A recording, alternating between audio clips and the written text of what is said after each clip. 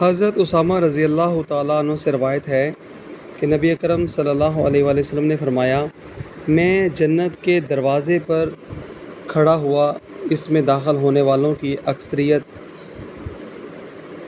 غریب اور محتاج لوگوں کی تھی۔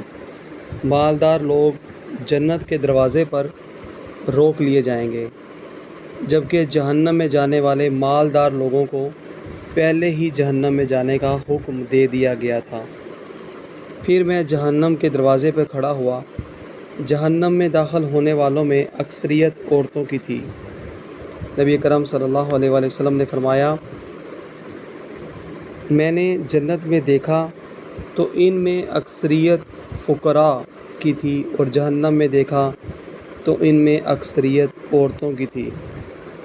اسے ترمذی نے روایت کیا۔ یا اللہ!